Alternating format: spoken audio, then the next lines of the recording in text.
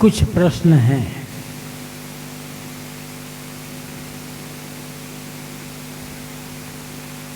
घर में रहकर पूर्ण रूप से वासना, मोह, आसक्ति का त्याग होता नहीं है। और आप लोग कहते हैं कि घर में रहकर साधना करो। तो बताएं कि घर कब छोड़ना चाहिए?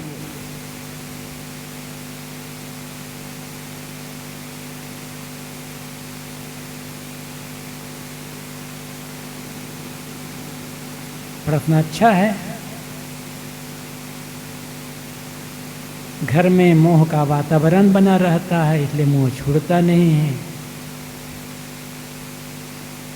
और कहा जा रहा है कि घर में रहकर साधना करो। उधर घर में साधना बनती नहीं है, इधर कहते हैं कि घर में रहकर साधना करो। ताकि घर कब छोड़ना चाहिए?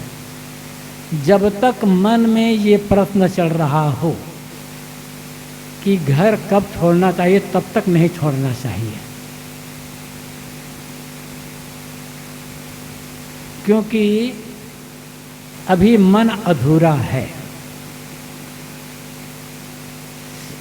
घर छोड़ने मात्र से काम नहीं बनेगा। घर की आसक्ति या घर का मोह छोड़ने से काम बनेगा। पहले वही साधना होगा।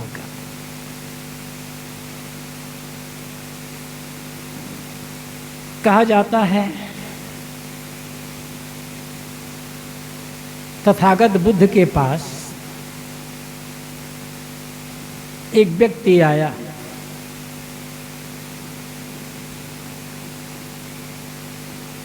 और पूछा, भगवान, क्या कल्याण के लिए घर छोड़ना आवश्यक है? बुद्ध ने कहा, कौन कहता है? बिल्कुल जरूरत नहीं, घर में रहकर भी कल्याण हो सकता है। कल्याण के लिए घर छोड़ना बिल्कुल ही जरूरी नहीं है। आदमी चला गया। दूसरे दिन एक व्यक्ति आया, उसने पूछा, भगवान, क्या घर में रहकर कल्याण का काम हो सकता है? बुद्ध ने कहा, कौन कहता है घर में रहकर कल्याण का काम होगा? कल्याण करना तो घर छोड़ना पड़ेगा। कुछ दिन बाद वो दोनों व्यक्ति मिल गए आपस में। वो कह रहा है, भगवान बुद्ध ने कहा है कि कल्याण के लिए घर छोड़ना आवश्यक नहीं है। उसने कहा, अरे नहीं, मैंने खुद पूछा था, उन्होंने कहा कल्याण के लिए घर छोड़ना आवश्यक है। और दोनों विवाद में पड़ गए। एक कहता, नहीं, मुझसे कहा है कि घर आवश्यक नहीं है। उसे कहते, नहीं, मुझसे कहा कि जरूरी है, तभी कल्याण होगा। अब दोनों लड़ते लड़ते बुद्ध के पास आए। क्या भगवान, आपने कहा नहीं था कि घर छोड़ने के लिए कल्याण के लिए घर छोड़ना आवश्यक नहीं है? बुद्ध ने कहा, हाँ, कहा तो था। तो उसने कहा, हाँ भगवान, आपने तो कहा था कि कल्याण के लिए घर छोड़ना आवश्यक है। तो उसने कहा, हाँ, कहा तो था मैं। तो दो बात कैसे? तो बुद्ध ने कहा, पहले व्यक्ति से कहा, तुम पूछ रहे हो कि कल्याण के लिए क्या घर छोड़ना आवश्यक है, तो तुम्हारे अभी मन में घर का मोह बना हुआ है ना। और घर का मोह छोड़े नहीं और घर छोड़ दिए तो ना इधर के रहोगे ना तो उधर के रहोगे। इसलिए जितना संभव हो घर में ही रह करके सेवा, भक्ति, संयम, साधना का काम करते चलो।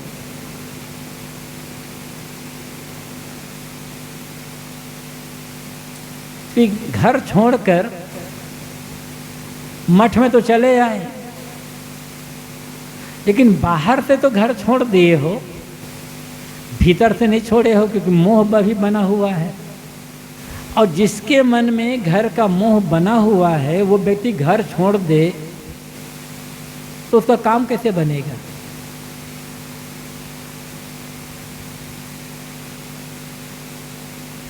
वो तो मन वही दौड़ता रहेगा। एक व्यक्ति आया था, एक साधक कह लो, आश्रम में प्रयागराज में। गुरुदेव जी के पास बैठे, कहने लगे, साहब जी, जब घर में रहता हूँ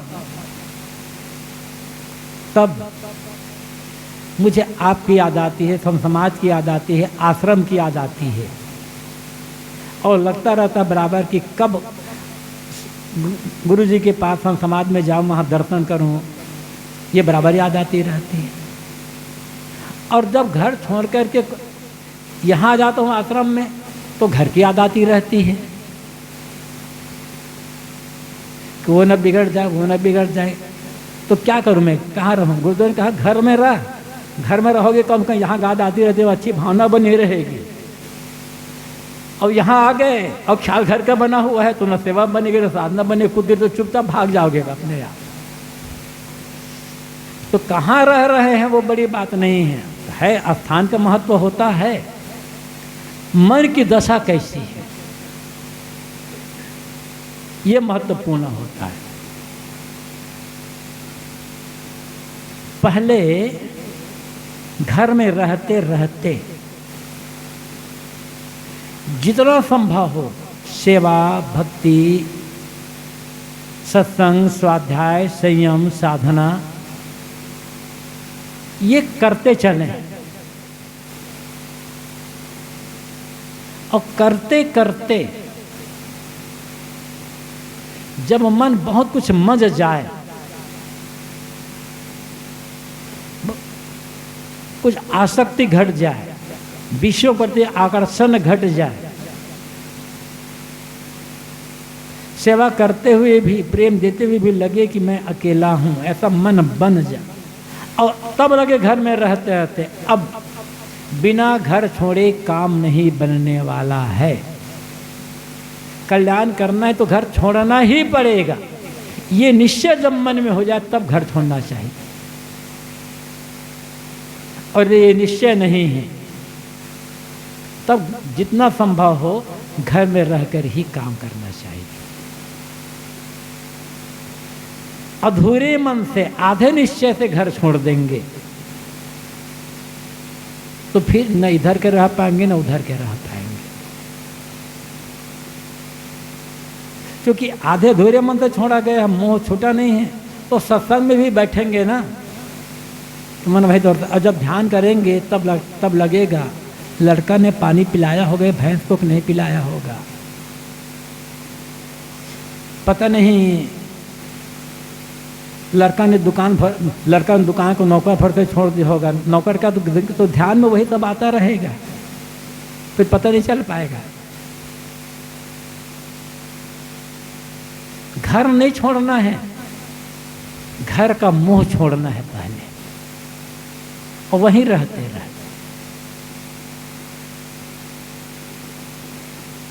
घर है कि मठ है, मानना पड़ेगा कि घर का जो वातावरण है मोह का वातावरण है, आसक्ति का वातावरण है। वहाँ घर में वो सत्संग का वातावरण नहीं है, घर लोगों को सत्संग स्वाध्याय से रुचि नहीं है, कुछ वहाँ विघ्न बाधाएं आती है, बराबर मोह खींचता रहता है। और मठ का वातावरण, मठ में जो लोग भी आए रहते हैं तो कल्याण का भाव लेकर आए रहते हैं, जैसे ही न आए तो वहाँ मठ आश्रम में सुबह शाम सत्संग मिलता रहता है, ज्ञान की चर्चा होती रहती है, ध्यान चिंतन साधना का काम होता रहता है। तो अंतर तो है, मानना पड़ेगा। और ये भी कहा जाए थोड़ा सा और गहराई में जा कर के, गृहस्थी की शुरुआत वासना से होती है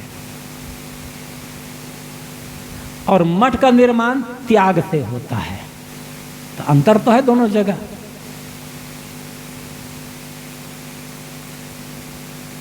तो लेकिन उसी में रह करके धीरे धीरे मन की वासनाएं कम हो रही या नहीं हो रही, उसको कम करते चले जाए।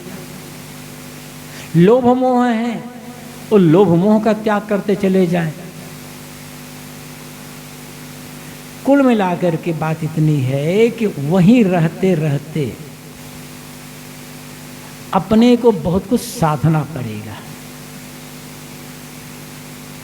अब एक ऐसी अवस्था आए, स्वयं को लगे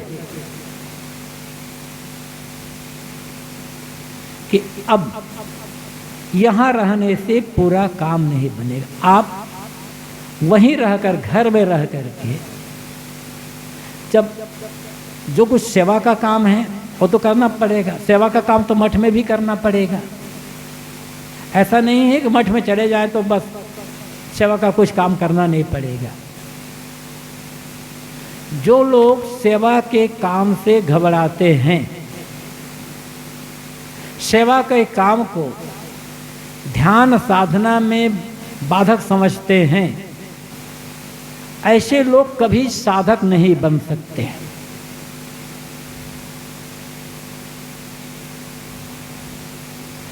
बिना सेवा के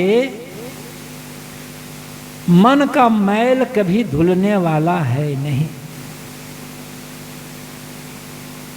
तो घर में रहकर जो व्यवहार का काम है, जितना संभव व्यवहार का काम करो, हानि लाभ की भावना छोड़ करके समर्पित होकर करना होगा, ईमानदारी से करना होगा, लेकिन हानि लाभ की भावना छोड़कर। घर के जो लोग हैं, माता पिता पत्नी बच्चे भाई बंधु जो भी है, भरपूर प्रेम से व्यवहार करो। लड़ना झगड़ना नहीं है, सहन कर लेना, सहाना नहीं है, सहन कर लेना है। कोई गाली भी दे तो मौन रह जाना है, स्वयं उलझना नहीं है। और उसी में से समय निकालकर सुबह शाम स्वाध्याय चिंतन ध्यान आदि का काम करते चले। फिर बीच बीच में 2 दिन 4 दिन सप्ताह भर के लिए समय निकालकर आश्रम में जाए और वहाँ रह करके जो वहाँ के नियम है, नियम का पालन करें। जो वहाँ सत्संग आदि वो सब में भाग लेते रहें, जो सेवा है वो भी करते रहें। तो 2 दिन 4 दिन सप्ताह भर जैसा अवसर हो, समय निकालकर मठ में जाते रहें। ऐसा कुछ दिन तक करते हैं, साल 2 साल 4 साल तक करते रहेंगे। घर में रहना है, बीच बीच में मठ में आना है। तब आपको पता चलेगा कि मेरे लिए अब मठ ज़्यादा उपयोगी है या घर ज़्यादा उपयोगी है।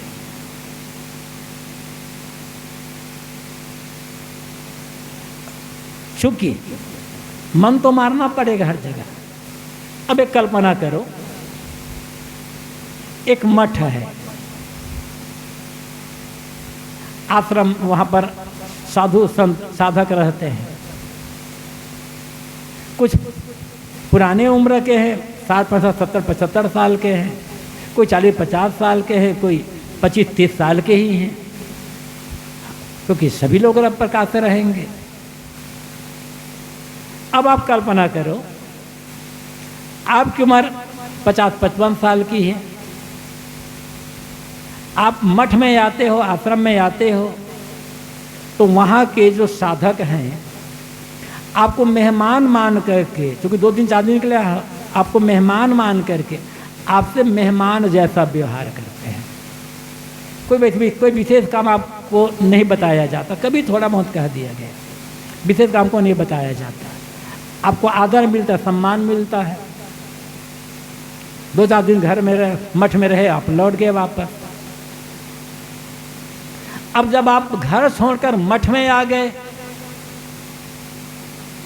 तो 25 साल का ही साधक है, क्योंकि वो पहले आ चुका है, और आपको 55-60 साल का, आप बाद में आए हो, तो नियमानुसार 25 साल का साधक आपसे बड़ा हो जाएगा मठ के हिसाब से, और आप छोटे जाएंगे, फिर वो आपको डांटने लग जाएगा। अभी आते थे ना, तब मेहमान मानकर आदर करते थे, अब तो साधु बन गए ना, कहे मैं बड़ा साधु तो छोटा साधु, ये अहंकार सहन करेगा या नहीं करेगा?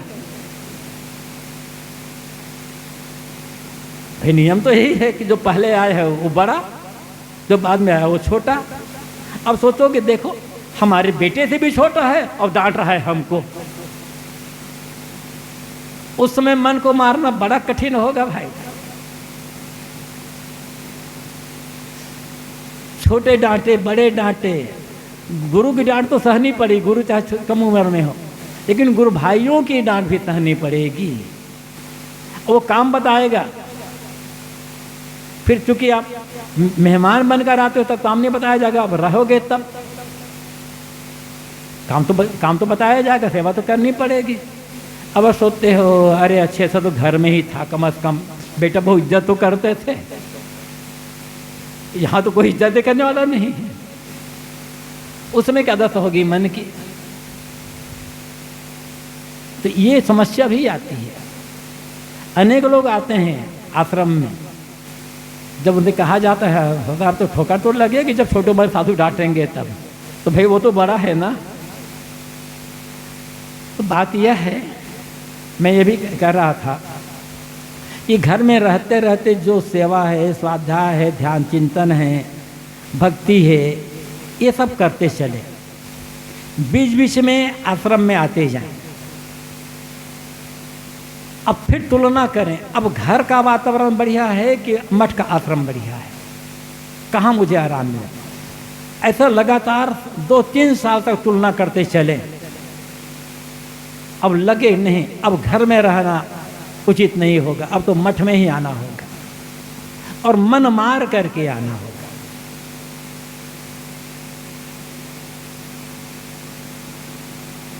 तब घर छोड़ेंगे तो कोई बाधा नहीं आएगी। और जब आप घर में रहते रहते जोर दे रहे हैं ध्यान चिंतन पर, स्वाध्याय पर, सेवा पर, साधना पर, तो ऐसा आप लगातार 2, 4, 6 साल तक कर रहे हैं, तो घर वालों लगा भाई ये भैया ये तो अब कोई काम ये है नहीं, अब ये तो चाहे घर में रहे चाहे मठ में जाए हमारे लिए बराबर है। तब उन लोगों को भी दुख नहीं होगा, वो लोग भी समझ जाएंगे इनका तो घर में रहना और मठ में रहना बराबर ही हो रहा है, चले जाए, छुट्टी पटे एक आदमी और कम हो घर का, तब घर छोड़ना उचित रहेगा। क्योंकि एकाएक जब छोड़ देंगे ना, तो एकाएक छोड़ने पर एक तो अपनी वो परिपक्वता नहीं है और मोह के कारण घर वालों को भी तकलीफ हो जाएगी।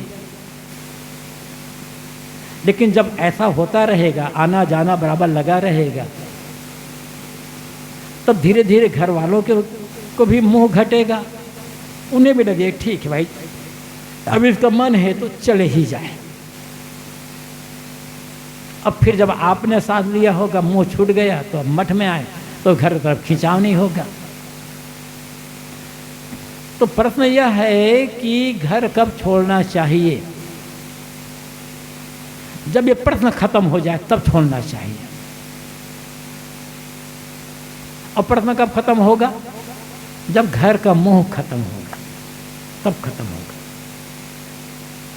अब मोह नहीं खत्म हुआ तब कोई मतलब ही नहीं होता। मन पूरा का पूरा सूखना चाहिए, वहीं रहते रहते है वातावरण है, निश्चित है घर का वातावरण मोह का वातावरण होता है, पूर्व की आसक्ति खींचती है, लेकिन उसी में तो साधना पड़ेगा। पता क्या चलेगा कि हमारा मोह छूट गया है?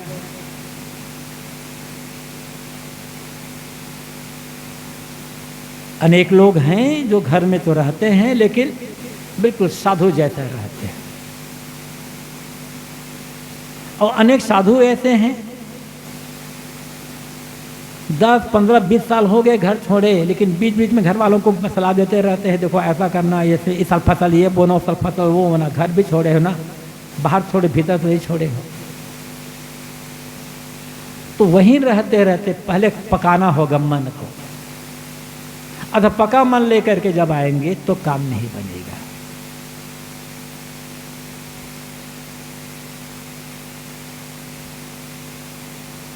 अब पता कैसे चलेगा कि हमारे मन का मोह छूट गया है या छूट रहा है? जब कोई बाहरी ऐसे मोह का वातावरण ही नहीं है और उस मोह का वातावरण ही नहीं है तो वहाँ कैसे पता चलेगा? लोभ का वातावरण नहीं है तो कैसे पता चलेगा कि हमारे मन का लोभ नहीं है? कोई साधक है, चला गया जंगल, अकेला है, बिल्कुल अकेला, 2 साल 4 साल 6 साल तक अकेला रहा। अब बिल्कुल अपना जो है उठाते करता रहा। पता कैसे चलेगा कि साधना पूरी हुई? क्योंकि मान लो एक व्यक्ति है, वो जंगल चला गया या हिमालय गुफा चला गया, अकेला कहीं चला गया, 4 साल तक अकेला रहा। पता कैसे चला गया कि मेरा क्रोध छूट गया है?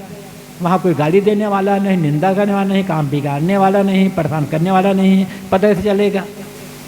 जब लोगों के बीच रहेंगे, अब जब लोग निंदा कर दे, गाली दे दे, वो नुकसान कर दे, तब क्रोध ना आए, तब पता चलेगा ना कि हाँ मेरा क्रोध शांत हुआ है। वहाँ तो कोई है ही नहीं है, आपको कोई प्रतिकूलता ही नहीं है,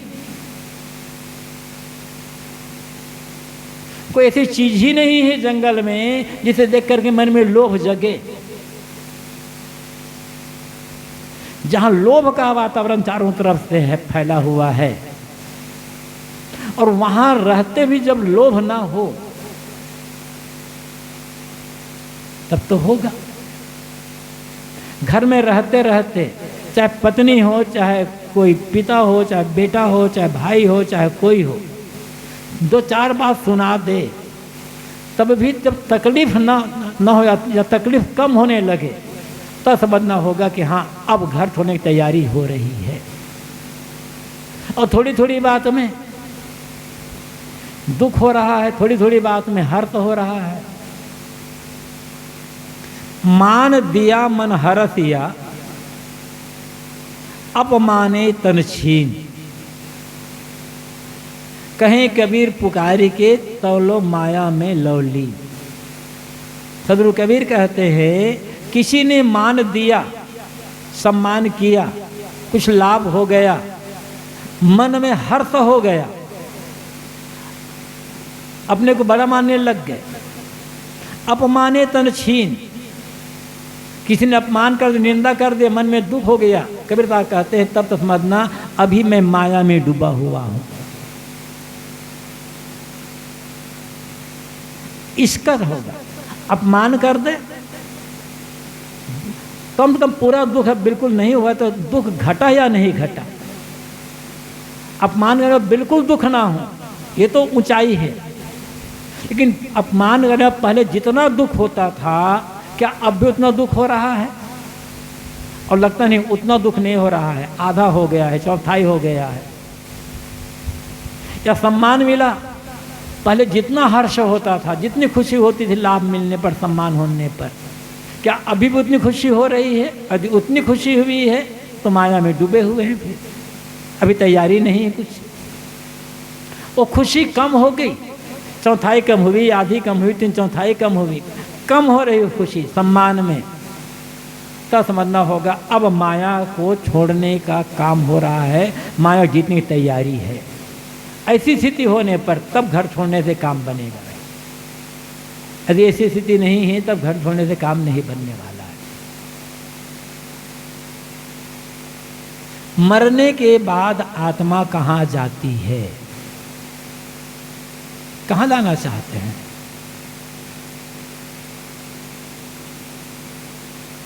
आत्मा, आत्मा कहें, जीव कहें, चेतन कहें, कुछ भी कहें, मरने के बाद यहाँ आत्मा तो मरता नहीं है, मरता तो शरीर है। मतलब शरीर छूटने के पश्चात, शरीर के मरने के बाद आत्मा कहाँ जाता है? 2 प्रश्न हैं। दो ढंग से समझ सकते हैं।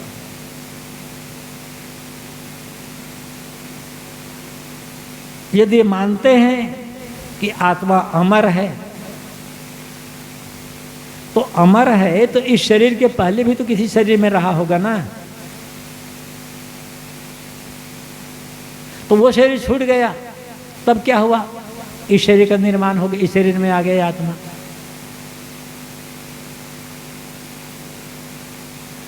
तो अब इस शरीर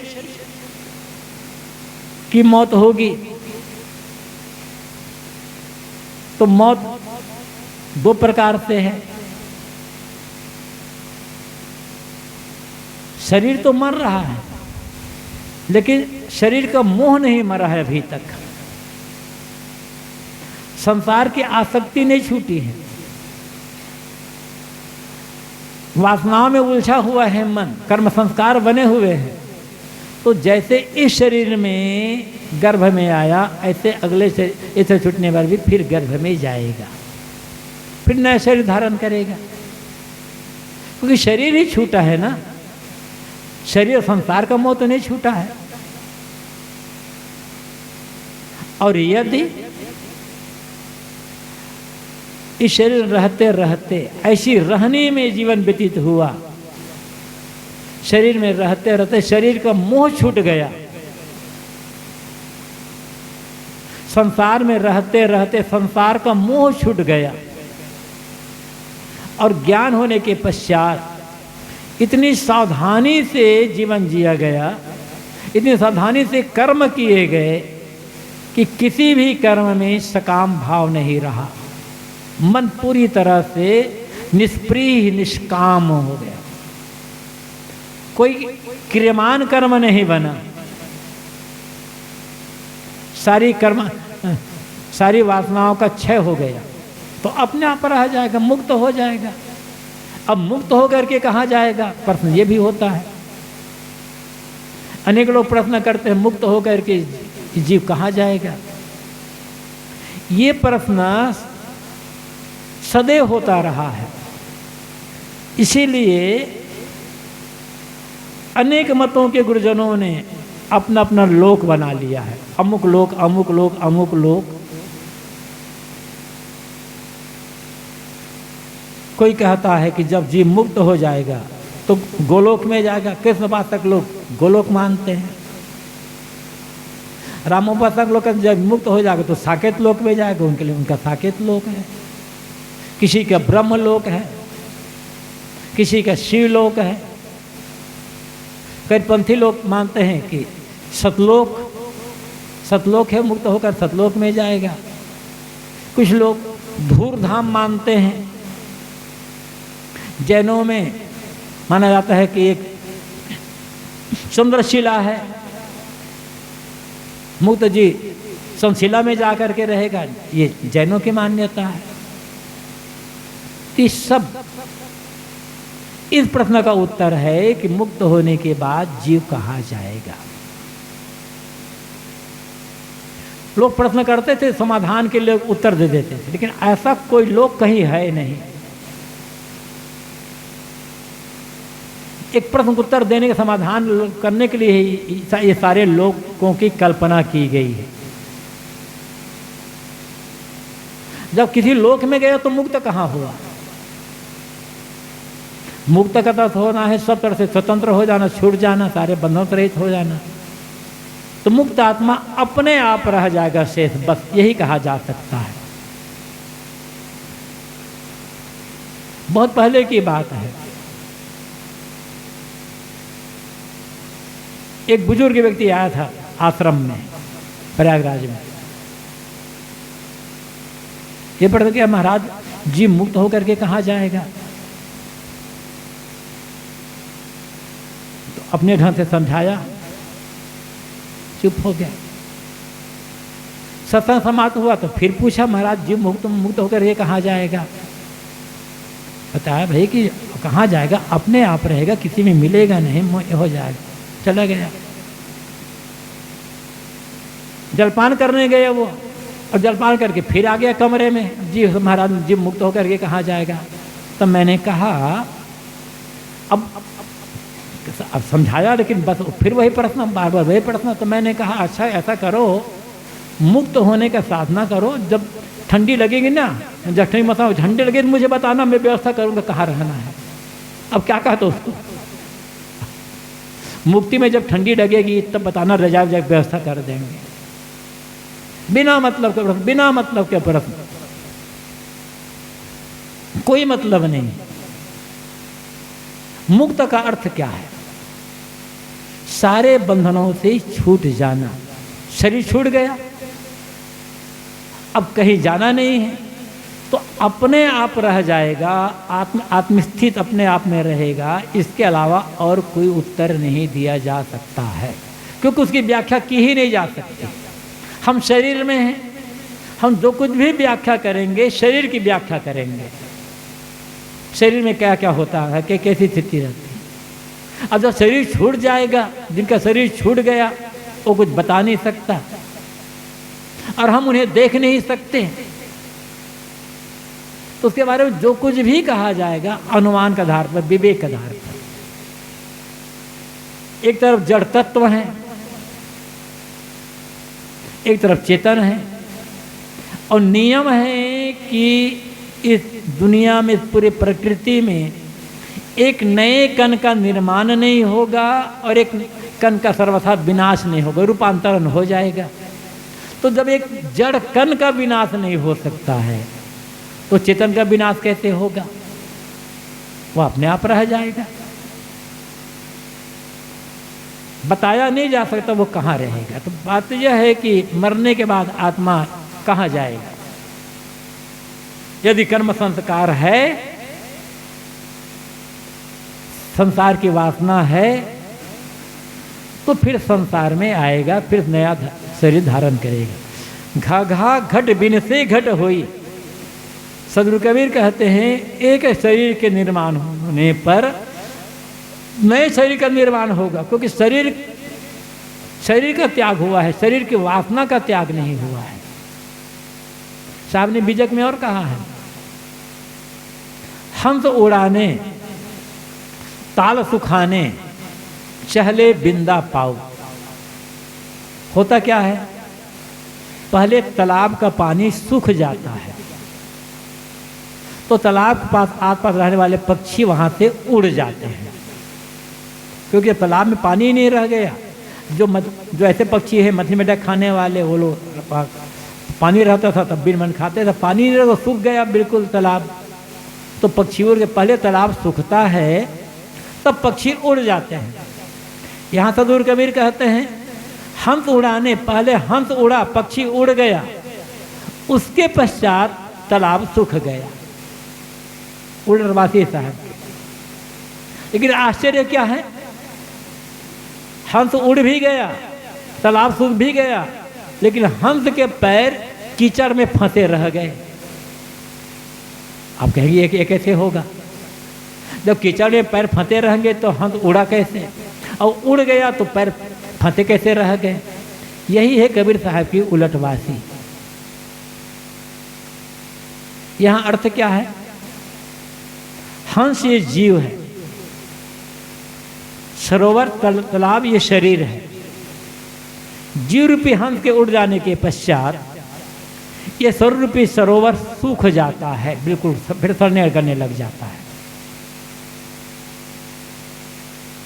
लेकिन उड़ने के बाद भी जीव का जो लक्ष्य है, वासना है, वो बना रहे, वो लक्ष्य यही संसार में ढका रह जाता है। शरीर का त्याग हुआ, संसार का त्याग हुआ ना, संसार की वासना का त्याग तो नहीं हुआ। तो जहां आशा तहां बासा, जहां पर आशा लगी है फिर वहीं पर आना होगा। रास्ता दो है, अब तो फिर से शरीर में आएगा जन्म लेकर के, और कर्म संस्कार नहीं है तो मुक्त हो जाएगा। इसके अलावा तीसरा कोई विकल्प नहीं है। कुछ लोग मानते हैं अकाल मृत्यु होती है, किसी जवान 12, 15, 18, 20, 25, 30, 35 साल के व्यक्ति के अचानक एक्सीडेंट हो गया, अकाल मृत्यु है। फांसी लगा लिया, अकाल मृत्यु है। आग में जल गया, तालाब में डूब गया, अकाल मृत्यु है।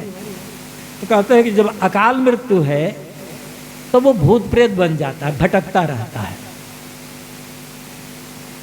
सिर्फ एक कल्पना, और ये कल्पना कुछ चतुर लोगों के लिए पुजाने खाने का धंधा। अब पुजवाएं कैसे? तुम्हारा बेटा, तुम्हारा भाई, तुम्हारा पति, तुम्हारी पत्नी, इनकी अकाल मौत हुई है, वो प्रेत बन गए हैं, भटक रहे हैं, उनकी शांति के लिए तुम ये कथा करवाओ, अमुक अमुक को इतना दान दक्षिणा दो, तब वो होगा। ये दान दक्षिणा पाने के लिए ऐसी चालाकी की गई। यदि ऐसे चालाकी ना करें तो दान दक्षिणा कहाँ से मिलेगा फिर? अकाल मृत्यु शब्द ही गलत है। जब काल नहीं आया था तो मौत कैसे हुई फिर? बिना काल के मौत कैसे होगी? अब फिर चलो मानते हैं अकाल मृत्यु। यह नियम हो कि दुनिया में जन्म लेकर के जितने आदमी आते हैं सब कम से कम 80 साल जिएगा, 80 साल से पहले किसी की मौत नहीं होगी, ऐसा नियम यदि हो, और उम्र और मौत हो गई 25, 35, 40 साल में, तो तब हाँ भाई हाँ इसकी अकाल मौत हुई है। ऐसा कोई नियम तो है नहीं। किसी भी उम्र में शरीर छूट जाता है, गर्भ में ही बच्चा मर जाता है, गर्भ से बाहर आते मर जाता है, 2-4 महीना मर जाता है, 6 महीने साल भर में मर जाता है। वो तो हर उम्र में शरीर छूट रहा है ना। तब कैसे कहा जाए कि अकाल मृत्यु हुई है? बच्चा है 2 महीना, 4 महीना, 6 महीना, साल भर, 2 साल का हुआ, तब नहीं कहा जाएगा अकाल मृत्यु। जवान जब मरता है तब अकाल मृत्यु कहा जाता है। देखिए अकाल मृत्यु शब्द कुछ होता ही नहीं है, काल आने पर ही मौत होती है। और ये भूत प्रेत जो आया है ये केवल भ्रम है। भूत प्रेत नाम वैसे कोई चीज ही नहीं होती, कोई प्रेत लोग नहीं होता। प्रयागराज में बहुत पहले जहाँ परेड मैदान है, जहाँ गंगा किनारे जहाँ मेला लगता है, वहाँ पर एक महात्मा का बहुत बड़ा आयोजन हुआ था। 1-2 लाख व्यक्ति आ रहे होंगे। उसमें वो बता रहे थे, उनके खास गुरु जी,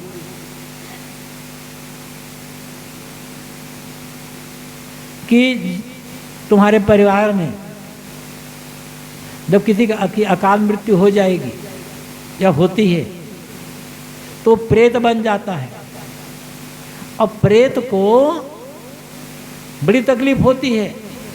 वो कह रहे थे उसका जो पेट है ना एकदम हंडा बराबर हो जाएगा, और मुंह एकदम जैसे पक्षी की चोंच बराबर, कितना खाएगा, पेट ही नहीं भरेगा, वो चिल्लाता रहेगा भूखे भूख भूखे भूख। लेकिन जब ऐसे ब्राह्मणों को या पंडित को जब दान दक्षिणा कर दोगे तो भरपेट खाने को मिलेगा। तो पुजाने का तरीका है, ऐसा कुछ तो होता नहीं है। तो यदि वासना है तो ये जीव फिर शरीर में आएगा, और वासना नहीं है तब मुक्त होकर अपने आप रह जाएगा। ये उत्तर है, और कोई तीसरा उत्तर नहीं मिलने वाला है। आत्मस्थिति कैसे प्राप्त हो और तत्व ज्ञान क्या है? आत्मस्थिति पूरी तरह से मन का निर्मोह अनासक्त हो जाने पर होगी। पूर्ण आत्मज्ञान हो, निर्भ्रांत आत्मबोध हो, और मन में पूरी तरह से अनासक्ति निर्मोहता हो, मन पूरा एकदम सूख जाए, आत्मस्थिति हो जाएगी। और कैसे होगा? इसी दुनिया में रहते रहते होगा, अलग कोई दुनिया नहीं है। यही रहते रहते सुखाना होगा मन को, चाहे घर में रहकर चाहे मठ में। आखिर मठ में भी तो लोग रहते हैं ना, वहां उलझ गए, वहां लोग मोह में पड़ गए तो आत्मस्थिति नहीं होगी। पुरानी बात है, बिहार के एक बड़े शहर में एक बड़ा कबीर मठ अभी है। बहुत पहले उसमें गुरुदेव जी का कार्यक्रम हुआ था, वहां के महंत ने गुरुदेव जी को बुलाया था, बड़ा कार्यक्रम हुआ। कार्यक्रम खत्म हुआ तो एक दिन महंत जी ने, बुजुर्ग थे, अधिक उम्र थी, गुरुदेव की उम्र से काफ़ी ज़्यादा उम्र थी, अपने रूम में निवास में गुरुदेव जी को बुलाए, बैठे, फिर बताने लगे, साहब अमुक जगह इतनी ज़मीन थी, लोगों ने हड़प लिया तो वहाँ मुकदमा लड़ा, अमुक जगह इतनी ज़मीन थी, वहाँ लोगों ने हड़प लिया तो वहाँ मुकदमा लड़ा। बताते रहे, यहाँ ज़मीन थी, वहाँ ज़मीन थी, वहाँ ज़मीन थी। मुकदमा लड़ करके सब ज़मीन मैंने छुड़ा लिया। ये मठ है, यहाँ भी मुकदमा चल रहा था, लेकिन अब मुकदमा सब मैंने छुड़ा लिया। उम्र उस समय 75-80 की रही होगी उनकी।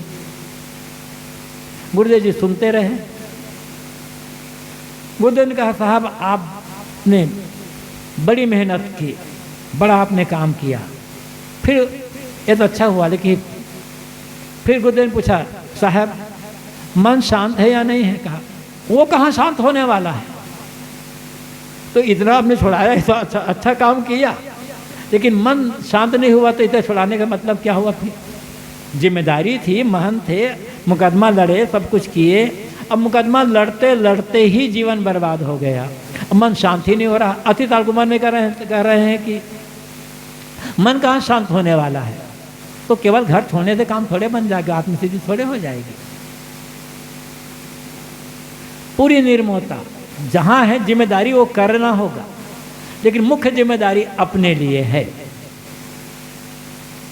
मठ में है तो मठ की जिम्मेदारी तो निभानी पड़ेगी, घर में घर जिम्मेदारी निभानी पड़ेगी, लेकिन खुद के लिए जिम्मेदारी है या नहीं? और खुद के लिए जिम्मेदारी क्या है? सब तरफ से मन का निर्मोह, निर्लोभ, निष्काम, अनासक्त, निष्प्रिय होना। आत्मस्थिति इसी से ही बनेगी। सुखाना पड़ेगा मन को। अब मन सूखा नहीं है तो कहीं भी रहे आत्मस्थिति नहीं बनेगी। थोड़ा सा प्रसंग दूसरा है, लेकिन उसी से जोड़ करके हम कहें, जैसे नारियल सब जानते हैं। भारतीय परंपरा में तो हर मांगलिक अवसर पर कथा कीर्तन में नारियल का प्रयोग होता ही है। नारियल का फल खाने में भी बड़ा स्वादिष्ट और मीठा होता है। नारियल के पेड़ में पहले फूल आते हैं, फिर थोड़ा थोड़ा फल आया, फल बड़ा होता गया, धीरे धीरे उस फल में अपने आप प्राकृतिक रूप से पानी भरता चला गया। जितना बड़ा होना था नारियल के फल को उतना बड़ा हो गया। अब पानी भरते भरते पूरा भर गया। जब एक निश्चित मात्रा में पानी भर गया, जितना भरना चाहिए था, तब होता क्या है, सूरज के ताप से या प्राकृतिक नियमों से धीरे धीरे क्या होता गया, वो पानी सूखता जाता है। और पानी जितना, पहले तो नारियल में जटा बनती है ऊपर से, फिर जटा के भीतर एक कठोर खोल बनता है, छिलका कठोर हो। जब कठोर खोल बन गया, अब पानी सूखने लगा तो उस खोल के भीतर मलाई की एक परत जमना शुरू होता है। पानी सूखता जाता है और मलाई की परत जमती चली जाती है। जमते जमते जितना जमना चाहिए मलाई की परत, उतनी पूरी मलाई की परत जम गई। जिसे हम गरी कहते हैं। लेकिन अभी पानी है और गरी में गीलापन है। अब इसको तोड़ दे नारियल को, भीतर से पानी भी निकलेगा, अंदर जो गरी है वो टूट करके निकलेगी, छिलके से चिपक करके निकलेगी। लेकिन उसी नारियल को पेड़ में लगे रहने दें, धीरे धीरे क्या होगा, वो भीतर के जो पानी है वो पानी सूखता जाए। पहले भीतर जो पानी बचा हुआ है वो पानी सूखेगा। जब भीतर का पानी पूरा सूख जाएगा तब गरी में जो गीलापन है, गरी भीतर जो पानी है वह पानी सूखता जाएगा। भीतर पानी जो था अलग पानी, वो तो सूख ही गया। अब गरी के भीतर का पानी सूरज के ताप से सूखना शुरू हुआ, तो गरी के जो पानी है वो जितना सूखता जाता है, गरी अपने आप, जो गोला अपने आप छिलका से अलग होता चला जाता है। और जब पूरा का पूरा वो गरी का पानी पूरा का पूरा सूख गया, तब गोला छिलके से अपने आप निकल गया। उसी के बीच में है, लेकिन पूरा खड़खड़ की आवाज आती है। ऐसे ही मन का जो पानी है, आसक्ति का पानी पूरा सूख जाए तब आत्मस्थिति होगी, अन्यथा आत्मस्थिति होने वाली नहीं है। अब कैसे सुखाना है बनना है उस मन के पानी को? नारियल के पानी को तो प्रकृति ने सुखा दिया। नारियल पानी सुखाने के लिए हम इंजेक्शन लगा पानी निकालते नहीं हैं बाहर, सुखाएंगे तो बर्बाद हो जाएगा। उसी में है, वो चिपका हुआ है वो गोला पहले गरीब में। लेकिन प्रकृति के नियम, सूरज के ताप से पानी सूखता गया, धीरे धीरे धीरे धीरे सूखता गया। जो जो सूखता गया त्यों तो वो अलग होता गया। पूरा सूख गया तब बिल्कुल अलग है उसके भीतर, लेकिन भीतर होते हुए भी मानो उसमें नहीं है। ऐसे ही शरीर में रहते हुए, संसार में रहते हुए, ये जो आसक्ति, कामना, मोह, माया का पानी जब पूरा का पूरा सूख जाएगा ना, तब आत्मस्थिति हो जाएगी। इसी शरीर में रहते रहते होगी। शरीर छूटने पर आत्मस्थिति नहीं होगी, और शरीर में रहते रहते जो आत्मस्थिति हो जाएगी, तब वो शरीर छूटा तो वो विदेह मुक्त हो गया, क्योंकि अब कुछ पानी तो रह ही नहीं गया जो उलझाएगा। तो आत्मस्थिति कैसे होगी? सब तरह से पूर्ण निर्मोह, निर्लोभ, निष्प्रिय, निष्काम, अनासक्त हो जाने पर, कहीं भी रंच मात्र आकर्षण न हो। इसलिए कहा जाता है दृढ़ निर्वेद। श्री पुराण साहब ने कहा है, दृढ़ निर्वेद जाको भयो सो मुमुक्ष बड़ भाव। ये आसक्ति, कामना का पानी सूखेगा कैसे?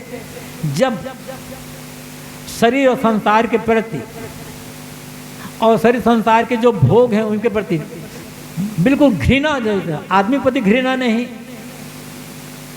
किसी व्यक्ति के लिए घृणा या बैर नहीं, भोगों प्रति घृणा की दृष्टि। जो भोग में आनंद माना जाता है उसमें जब लगे कि यही मेरे दुख का कारण है, तब उसके आसक्ति का त्याग होगा। जरा भी सुख का भ्रम है तब आसक्ति का त्याग नहीं होगा, तब आत्मस्थिति नहीं बनेगी। पूर्ण वैराग मतलब पूरी गलानी, तो वो आत्मस्थिति का काम बन पाएगा। तत्व ज्ञान क्या है? सत्ता का यथार्थ बोध। तत्व, मिट्टी पानी आघाव को भी हम तत्व कहते हैं, जीव को भी तत्व कहा गया है। साहब ने कहा है, जो चाहो निज तत्व को। तत्व मतलब सत्तावान, जिसकी सत्ता है वो तत्व है। तत्व अंतिमी सत्यता, तत्व मतलब सत्य। तो जड़ और चेतन का यथार्थ बोध हो जाना, जड़ का ये गुण है और चेतन का ऐसा ऐसा गुण है, दोनों एक दूसरे से सर्वथा पृथक है। न जड़ से चेतन बना है, न चेतन से जड़ बना है। दोनों के गुणधर्मों को समझ करके दोनों का अच्छी तरह से बोध हो जाना। अब बोध हो जाने के पश्चात जड़ के तरफ का आकर्षण मिट जाए, तब कहा जाएगा कि सही तत्व बोध हुआ है, सही तत्व ज्ञान हुआ है। सत्ता की वास्तविकता का बोध, ये तत्व ज्ञान है। और सत्ता कहा, सत्ता दो की है, एक जड़ और चेतन की। दोनों को जानकर मैं चेतन हूँ, ये बोध होना, और शरीर संसार से जितना कुछ है ये सब जड़ है, इसका बोध होकर के जड़ का आसक्ति का त्याग हो जाना, तब तत्व ज्ञान कहलाएगा।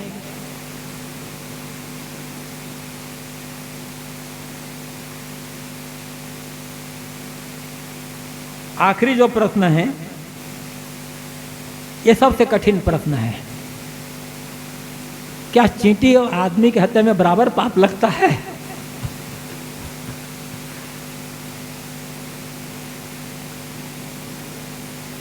यदि बराबर पाप लगता है, दोनों बराबर है, तो चींटी की हत्या में दुख क्यों नहीं होता?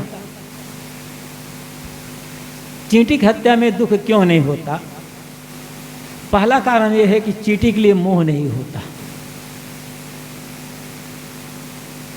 रोज हत्या हो रही, रोज हत्या हो रही है। अभी कश्मीर में आतंकवाद फिर हुआ है, आतंकियों ने कुछ लोगों को मार डाला है। कितना दुख हुआ आपको? थोड़ा अफसोस हुआ होगा।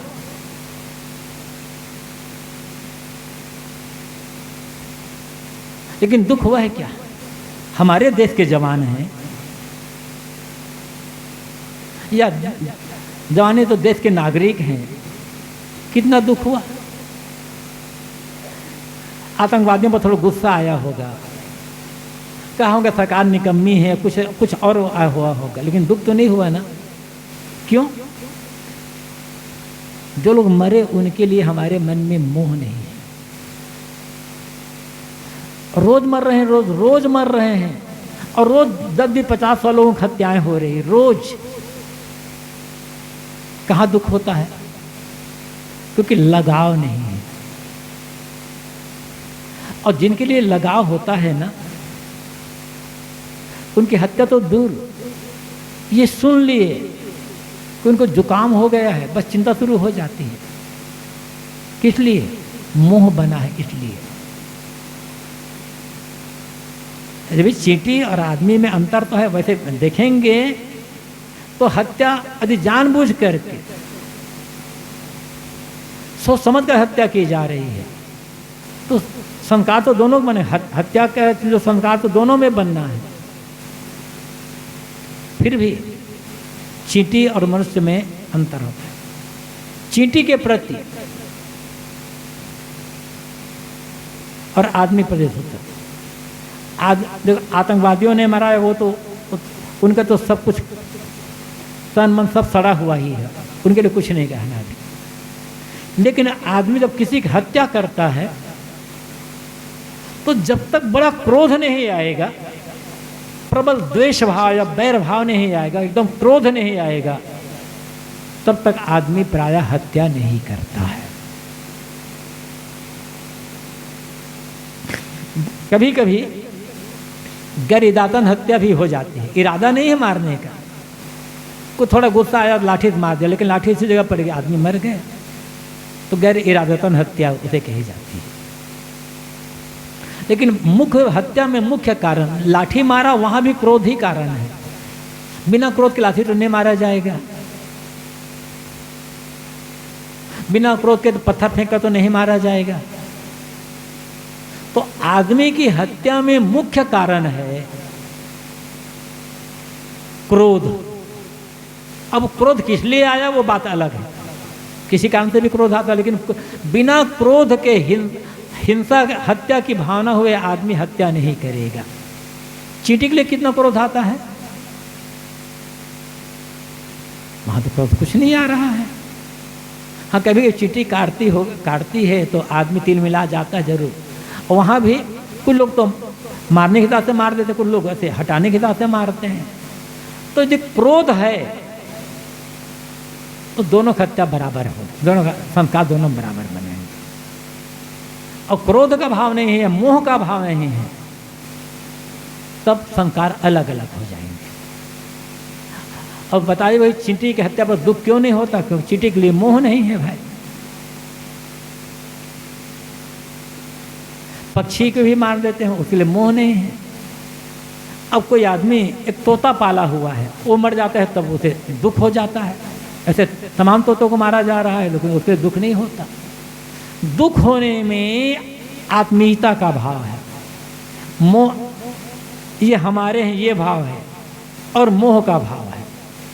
और जहाँ मोह नहीं है वहाँ कितने बड़े से बड़े आदमी को मार दिया जाए वहाँ दुख नहीं होता है। हत्या हत्या के पीछे कारण क्या है ये देखना होगा। आदमी पोछा लगा रहा है, चींटी मर गई, मर तो गई लेकिन वहां मारने का उद्देश्य नहीं है, क्रोध नहीं है। मैं चींटी मारने के लिए पोछा, ऐसा कुछ नहीं है। कई लोग होते हैं देखते हैं कि यहाँ चींटी है तो उठा करके हटा देते हैं, लेकिन आदमी की हत्या में मुख्य कारण क्रोध है, बिना क्रोध के नहीं होगा। तो दोनों की हत्या में अंतर है, दोनों प्रति क्रोध है तो दोनों संस्कार बराबर होंगे। ये मेरी अपनी समझ है और इससे बढ़िया बेहतर हो सकता है। जैसा भी हो जो अपना अपना समझने का प्रयास करें। समय हो गया है। अहम शुद्ध चैतन्य ज्ञान स्वरूपम अजरहम अमरहम अखंडम मनूपम। अहम शुद्ध चैतन्य ज्ञान स्वरूपम अजरहम अमरहम अखंडम मनूपम। अहम शुद्ध चैतन्य ज्ञान स्वरूपम अजरहम अमरहम अखंडम अनूपम। अहम शुद्ध चैतन्य ज्ञान स्वरूपम अजरहम अमरहम अखंडम अनूपम।